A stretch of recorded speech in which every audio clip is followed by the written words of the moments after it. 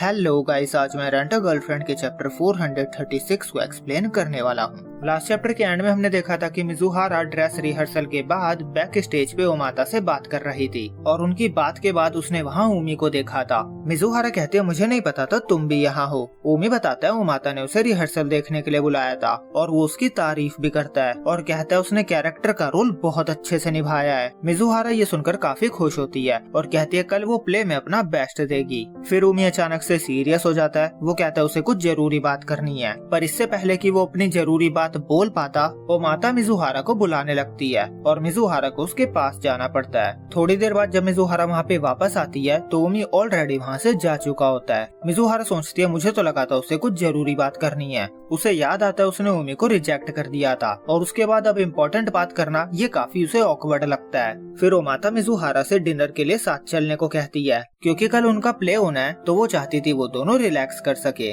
रास्ते में वो उससे कहती है हमें मिले 2.5 साल हो गया है और अब तुम तोगाकुशी सेंसे के साथ काम कर रही हो, ये बहुत बड़ी बात है। अभी तो तुम्हें बस छोटा रोल मिला है, पर मैं शर्त लगा सकती हूँ अगली बार तुम्हें बड़ा रोल मिलेगा। तुम बहुत जल्दी एक बड़ी स्टार बन जाओगी। ये सुनते ही मिजुहारा को काजुया का ख्याल आने लगता है और वो माता से पूछती है अगर मेरा बॉयफ्रेंड बन जाए तो तुम क्या सोचोगी। ये सुनते ही पहले तो माता बहुत ज्यादा शॉक हो जाती है, वो बहुत ज्यादा एक्साइटेड भी थी। वो पूछती है क्या उसे कोई लड़का मिल गया है। मिजुहारा कहती है ऐसी कोई बात नहीं है, मैं तो बस हाइपोथेटिकली पूछ रही हूँ। वो माता कहती है तुम ऐसी बातों के बारे में कभी बात नहीं करती। वो कहती है जब मैं यंग थी तो मैं तो परफॉर्मेंस के बारे में बैक स्टेज पे अपने बॉयफ्रेंड के साथ बात करते हुए थकती नहीं थी। फिर वो कहती है मैं तुम्हारी प्राइवेट लाइफ में नहीं घुसना चाहती, मुझे पहले से ही पता है कि तुम्हारा सारा फोकस एक्टिंग पे ही है। उसे पता है मिजुहारा ने इस साल बहुत कुछ फेस किया है और उसे उसका बैकग्राउंड भी पता है और वो उससे इम्प्रेस है कि वो यहाँ इतनी दूर तक आ गई है। उसके बाद वो उसके दूसरे काम के बारे में पूछती है जो कि है उसकी रेंटल गर्लफ्रेंड जॉब। मिजुहारा बताती है कि वो रेंटल गर्लफ्रेंड की जॉब को छोड़ने का सोच रही है।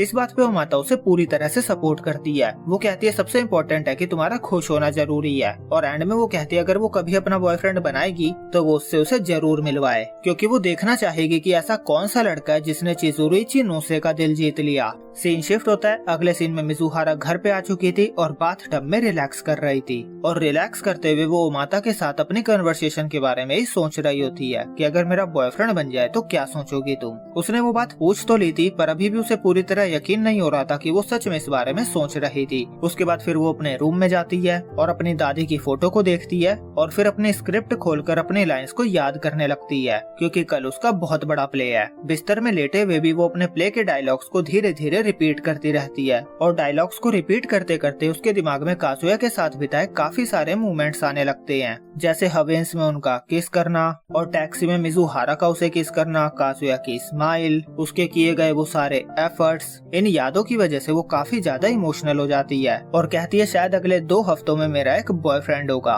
और इस बात से आप अंदाजा लगा सकते हो कि मिजुहारा फाइनली एक्सेप्ट कर रही है कि उसे काजुया से प्यार है और वो उसे बॉयफ्रेंड बना ही लेगी। उसके बाद सीन अगली सुबह पे आता है जहाँ पे काजुया अभी अभी ड्राइविंग स्कूल पहुँचा है और वो पूरी तरह तैयार है। जरूर आज उसका फाइनल ड्राइविंग टेस्ट है तो वो पूरा कॉन्फिडेंट है कि वो इसे क्लियर कर लेगा और यहीं पे ये चैप्टर खत्म होता है। तो गाइस आज की वीडियो यहीं पे खत्म होती है। मैं मिलूंगा आपसे बहुत ही जल्दी कपल ऑफ कुकूज के नेक्स्ट चैप्टर में। जब तक के लिए बाय बाय।